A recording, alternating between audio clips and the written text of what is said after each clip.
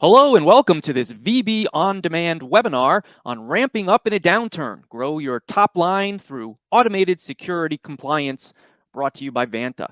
My name is Dave Clark. I'll be your webinar host. Let's kick things off right now by meeting our speakers. Chad McAvoy is VP of DevOps and CIO and co-founder at AdaptX.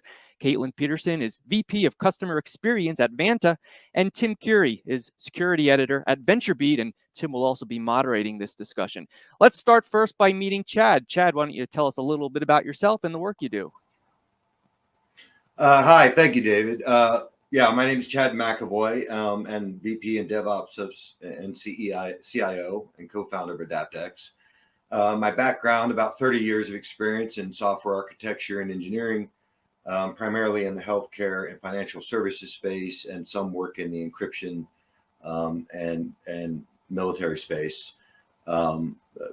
Currently, in my current role, I'm responsible, among other things, for our compliance and security programs and the various compliance standards that we are required to meet to work with our various customers and partners. Great. Thanks, Chad. Let's move next to Kaitlin. What can you tell us about yourself, Kaitlin? Hello, all. Kaitlin here. So yes, VP of Customer Experience at Vanta. Have spent nearly all of my career working in customer-facing roles or leading customer-facing teams. Here at Vanta today, high on that priority list is our product support efforts, community, and customer education. So ensuring that our customers not only have what they need in terms of successfully using our product and achieving their desired outcomes and ensuring they're getting value from their Vanta experience, but also assisting with educating them outside of the product about compliance, security, risk mitigation, and all of that. So great to be here and excited to dig in. Terrific. Thanks, Kaitlin. And finally, Tim, tell us about yourself, and then you can take it from there and lead us into the discussion. Hey everyone, my name is Tim and I'm VentureBeat Security Editor. I've written about enterprise technology and security for about 5 years now. So today we have a bit of an interesting topic to dive into, particularly when we think about how the threat landscape is evolving and the pressure security teams are under to maintain compliance with all of these new regulations. So to kick off the conversation, Chad, do you think that automated compliance is becoming a must-have for organizations? The answer to that is absolutely yes. And not just becoming, it has been really a necessity for quite some time. I think it's becoming more, the community and industry abroad is becoming more aware that automation is absolutely a critical and required component. So for sure, it's required, and it's required, with multiple platforms. No one single platform is a single bullet, and so the way I look at automation and the way our organization addresses automation is we have maybe a half dozen what we call observability platforms, and then one of our central platforms where a lot of that intelligence and so forth feeds into is where we leverage Vanta. The interesting thing about Vanta is actually in the observability space, but for Vanta, they take a compliance first approach, and then the observability is what supports their product offering. My other observability platforms are very, very good at what they do, but as they try to catch up in the compliance space, they're sort of forcing in that compliance functionality, which, as you know, is always difficult after the fact to force in a major feature set or a major set of functionality. So we could not run our compliance program efficiently and in a continuous fashion, which I'd like to talk about continuous compliance later, without automation. It's just not possible. Yeah, this is what we do at Vanta, and we're certainly very passionate about it. But when I think about today's topic, ramping up in a downturn, I would say now more than ever, automation is certainly a must-have because it's going to save you both time and money, both of which we know are high priority for all businesses trying to navigate current macroeconomic climate, as well as just running a lean and efficient business. So, I think automation in terms of the current climate that we find ourselves in is absolutely critical to a business's success. I would also say, and something, that I so enjoy about engaging with folks like Chad is they've got deep experience in this space and knowledge, and see and receive immense value from automation. But I think that there's also a big population out there, certainly in the software space, for these small businesses, less than 10 employees, startups. These folks are pretty daunted, certainly less experienced with standing up great security posture and achieving these compliance outcomes that they seek, whether that be SOC 2, ISO 27001, or the list goes on. And so I think automation also provides immense value to close gaps in this population's understanding, or even their capacity, the time that they have to deploy to standing up and maintaining great security posture and achieving their compliance outcomes. So absolutely necessary in current macroeconomic climate and key to ramping up as we're discussing here today. But I think also helpful to close some of those gaps for folks that might feel a little daunted. And, the good old fashioned way, as I like to call it, is very laborious and time consuming, expensive, and requires a lot of learning. And I think automation can really help to speed a lot of that up. So I think on that note, when we think about deploying automated compliance, is there a way that organizations can kind of move beyond the kind of checkbox based approach that a lot of automated compliance programs become? There is. And, in my experience, beginning in the 90s where my career really started, it used to be that for any kind of audit, and I'll focus more on the security and sort of infrastructure style audit in healthcare settings, financial settings, highly regulated settings, you would bring in, one of the big four. I think it used to be big six, now it's big four, maybe it's big five, but one of the big consulting houses, and they would send in, some really sharp people who weren't necessarily deeply experienced in the space they were auditing, and so they would come in with just reams of Excel spreadsheets, and a lot of it was face-to-face interviews, and really they would just ask you the question, hey, and they'd read you the item on the Excel spreadsheet line. Do you do this or do you not? And in effect, those were self-attestations, right? The NBA would accept that. There was very little deep dive because that's just not how they were done back then. And so over time, that form of audit or attestation, the market understood did not carry a lot of weight because of the way it was done, and everyone knew the way that it was done. And it was also incredibly expensive. So it's incredibly expensive as far as the fees for those firms, as well as your internal resources who are scrambling. And it was also pretty easy to fudge things, right? Because essentially the answer you gave was the answer they accepted, which is unfortunate. So, as things have progressed and particularly into, I'd say somewhere around 2010, 2015, this idea of real maturity around this process and provability and evidence and the kinds of almost intrusive levels of audits you get where they come and say, we accept your answer at face value, but we're going to have a live interview and you're going to show us exactly what you say you're doing. And on top of that, we're going to say, introduce a break in this environment, and then show us that these policies and procedures you have, show us that within that SLA, sometimes it's a matter of minutes, some of them, that you can restore that, and you don't get to have any communications with your DevOps team, for example, to give them a heads up. That's the kind of level that they're looking for the very high-end audits these days. SOC 2 and DoD level audits, DoD in particular, are incredibly intensive that way. So the move to automation is absolutely required. The continuation and specialization in automation with platforms like Vanta, where it is truly compliance first, is just absolutely necessary, because the resources required otherwise and the management are just untenable. And that's even for a smaller or medium-sized organization. The cost and the level of expertise you need to have. Generally, the smaller orgs aren't going to have that, so they're going to have to contract those folks to come in. So the automation and then the platforms that sit on top of the automation are crucial. You simply cannot be in compliance, and by compliance I mean continuous, not point in time, without that sort of infrastructure and automation. I think Chad hits on something so important there.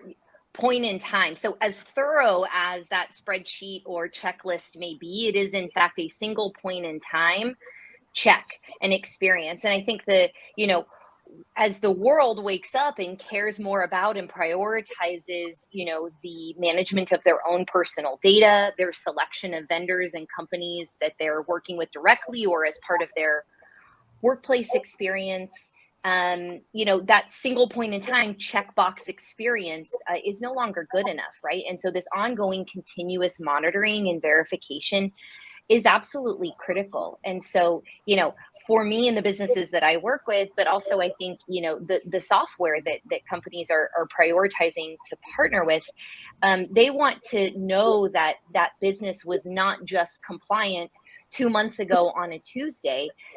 They want to understand what was put in place and then proven to be compliant on that Tuesday, and then what has been done every day since. And so, this ongoing continuous monitoring and automation really go hand in hand, because it's no longer this, as we said, checkbox experience. It's really about, true continuous monitoring and demonstration of great security posture, which again is super critical to not only demonstrating that you are a business that cares for your customers' data and that mitigates risk, but will certainly help to unblock deals with larger and larger customers, help you to gain and maintain trust with your customers, and the list goes on. So you're sort of fundamentally saying that this is about building an audit trail that you can kind of point to, not just for internal kind of reasons, but also for auditors as well. Yeah, and this is a really big deal. Is the idea that number one, there's a human tendency, because when you go through a compliance process, and I like to avoid the word certification, because in many cases you don't get certified, right? You get an attestation or an assertion from a governing body. So, for example, with SOC 2, the American Association of CPAs administers that audit. And what they do is you assert that you abide by certain controls and policies, and then they come in and they examine the evidence and they assert that that is in fact based on what they observed in their interviews, and the evidence is correct. The tendency for human beings and for executives and for budget thinking is, hey, we got the SOC 2. It's good for a year. Let's come back to that maybe in 11 months and prep for the renewal, because you need to renew that every year to stay in compliance. And that just doesn't work, right? Because if you don't have that constant monitoring and you're not in constant compliance, what happens is you come into that next cycle for the renewal and you're really starting from scratch. So when we talk about platforms like Vanta, what we're looking at is, it's a centralized repository for all manner of things that are required across different compliance standards, whether that's evidence, documentation, SLAs, processes, policies. Those are gathered into one place, and those are easily mapped to various control sets. And so, for example, our SOC 2 most recently was tested on January 11th of this year, which means by January 11th of 2023, I need that reattested. I need a new SOC 2 Type 2 issued. There are some options to bridge that, but those are fairly weak and not really the route you want to go. So it is just amazing the the amount of time that's saved when you're running a platform that is compliance focused and it's constantly observing your environment. It's warning you when even before you're going to fall out of compliance relative to SLAs that you've defined or that are industry standard, or things as simple as onboarding and offboarding people and security training and policy acceptance. It's letting you know those things in advance. Hey, this is coming up in 2 days. Is somebody paying attention? As well, it lets you know in real time if say there's a configuration in your infrastructure, an engineer accidentally modifies something that brings that infrastructure out of compliance. Their observability, because it's focused on compliance, immediately flags that immediate alerts the appropriate staff as we've configured it, and it can be addressed immediately. What this means is that when the auditor comes, so not only is that hugely beneficial to us, right? I don't have this full team just watching all this stuff all day. And then I'm not worried about 2 months before my next audit, I'm going to have to spin up this whole apparatus and redo all this work I've already done. Is that it has kept this continuous history from the last attestation to the next one.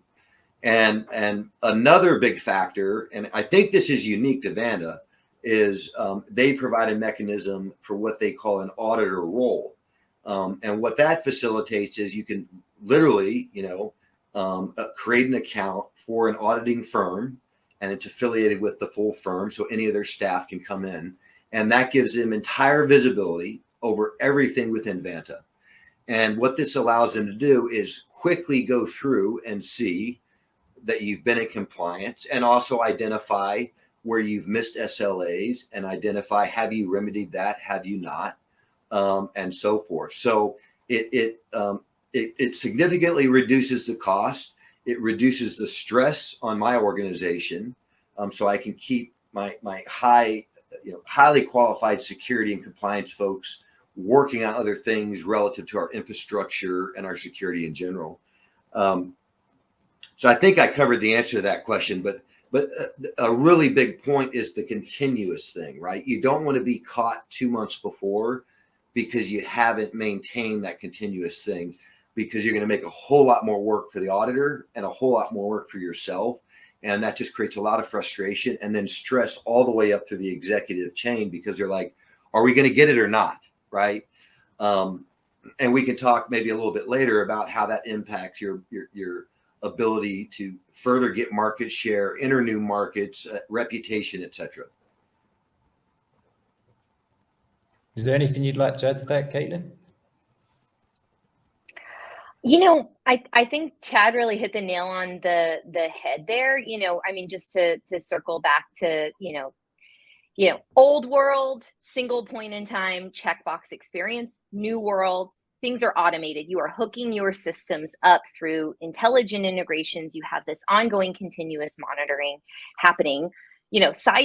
Alongside that, you are organizing your policies and various other documentation needs to establish and centralize all of your evidence. And then all of this is cross-referenced with compliance controls, if that is what you are seeking, and if you're coming up against January 11th or whatever it was at AdaptX, this is through the lens of getting that compliance outcome, right? But if it's November 1st, this is about, your sales team is on the phone with a prospect and they want to understand, where do you stand, not only in terms of compliance, but help me get my head around your security best practices. How do you manage this type of data that, you have a system that's connected to, your tech stack that you can then pull, say, a trust report or leverage your previous, compliance certification, whatever it is, and hand that over to this customer. And ideally avoid, and this isn't something that we've got that I think we're going to go deep on, but avoid some of those painful and lengthy security questionnaires. That's something I think that can also be of immense value when you are building and maintaining great security posture.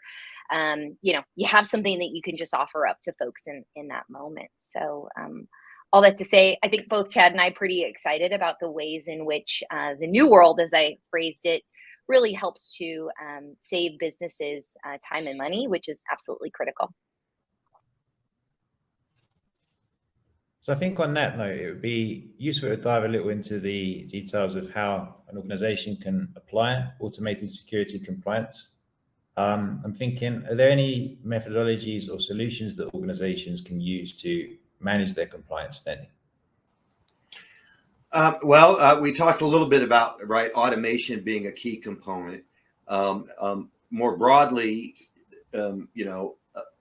any relatively sophisticated infrastructure, you're going to have multiple points of observation that are specialized to look at very niche areas. And so we use about a half dozen of those for very specialized reasons and within specific environments. You'll sometimes hear that referred to as observability or monitoring, or if you really want to get deep down into what your code's doing, any potential security breaches, application performance monitoring or telemetry. But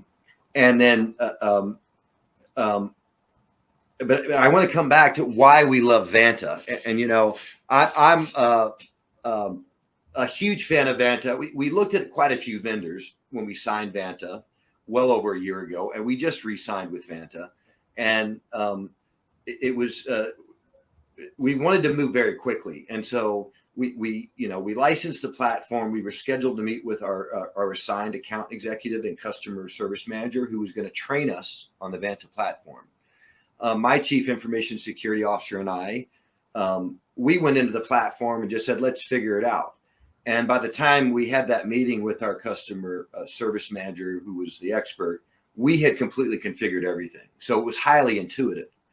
And then on top of that, we don't have the cycles, right, to stay on top of the changing landscape. And we're not focused on the integrations that a company like Vanta, this is what they live and think. Well, these are these new elements that we know people are plugging into their infrastructure or their corporate back office or their onboarding or their policies. And they're always, right behind those changes because those changes are happening often with various compliance standards.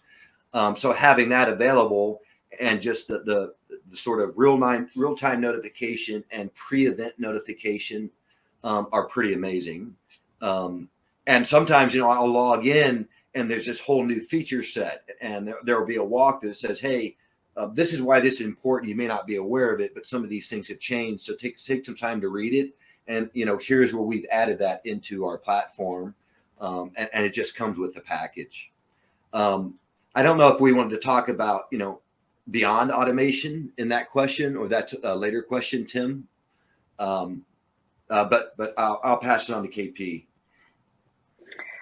Yeah, I think, when we think about frameworks and, whether you're doing this for the first time in your career or you're simply at a new company and taking a new approach, to put it quite simply, I think that the best defense is a good offense. So when we think about mitigating risk, when we think about standing up and maintaining good security posture and or getting compliant, there is notable costs to falling out of compliance, whether that's penalties or, as I spoke to earlier, blocking your sales team or slowing them down. We know that time kills all deals. And so there's also, and I think Chad touched on this, like a reputational cost, right? And so trust and reputation, much easier to build, but once lost, you're really going to struggle to get that back online and to build that back. And so, when asked, what's the right way to think about this? What's the right approach? What framework can we use?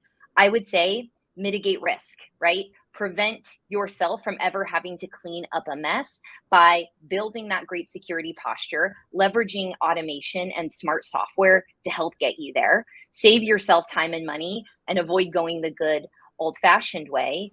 I think recognizing that this isn't, a set it and forget it type of thing. Once you're up and running, leverage, your tools to keep you updated and understanding, where things may be falling off or online and how you can stay ahead of that.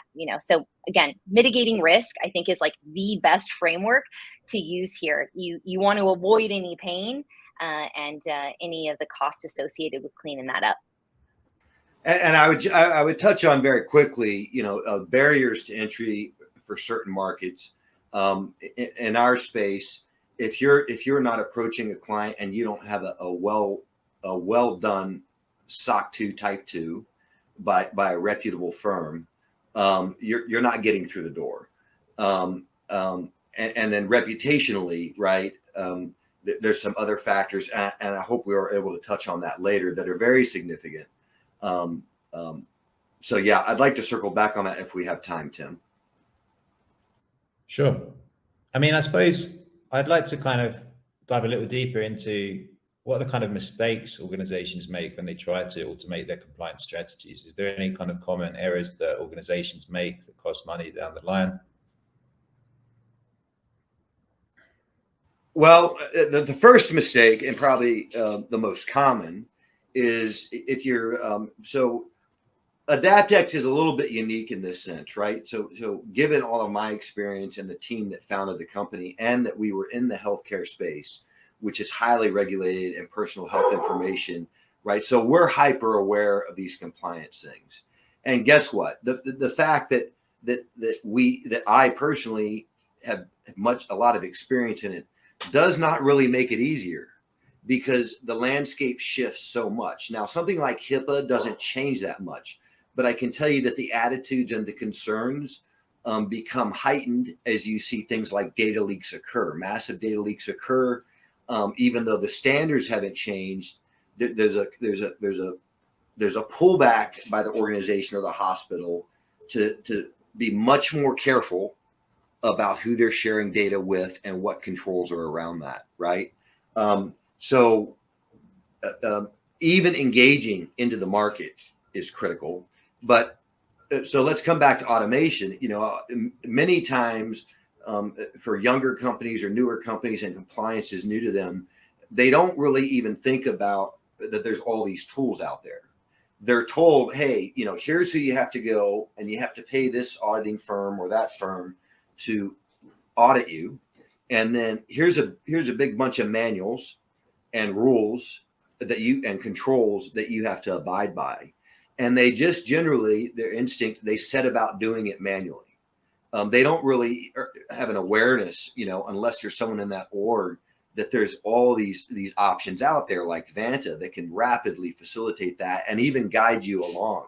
I mean, sometimes reading the standards is so exhaustive and cumbersome and repetitive, and even conflicting. I mean, from the same bodies, you'll get official standards that conflict, and you're like, well, which one do I use? So the first mistake is they're not aware of automation. The second mistake is, when they do start to implement automation, they don't go into it with eyes wide open, or they haven't chosen a set of tools that really guide them and prompt them. And as they keep missing certain things, that prompting becomes more and more urgent, because the platform understands, look, this is critical. And at the point you bring that auditor in, if you've let this go for too long, that's going to slow you down. These audits can take 12 to 18 months. And this is why once you have one, that continuous thing, when you want it renewed, well, guess what? You have the entire history of the last 12 to 18 months.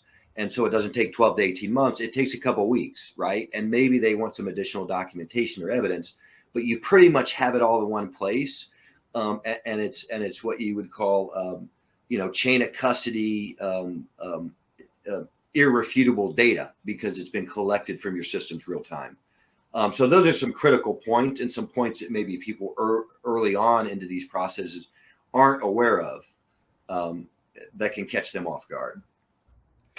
Yeah, I would just add, the importance of getting buy-in around A, mitigating risk, and B, doing it, in a modern way. So whether that's up the food chain up to the top, earmarking some budget and opening the conversation around an investment and how to do this in a modern and automated way. That's sort of our buzzword here today. But thank you so much for both showing up and talking to us today. I think we got some great stuff. So that felt like it went so fast. Holy cow. I know. So on that note, I'll hand back over to you, Dave. Thanks very much.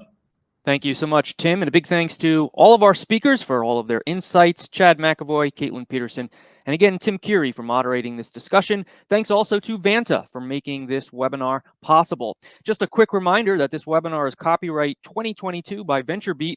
The presentation materials are owned by or copyrighted by VentureBeat, which is responsible for their content, and the individual speakers are solely responsible for their content and their opinions. Thanks so much for viewing this VB On Demand webinar. Have a great day.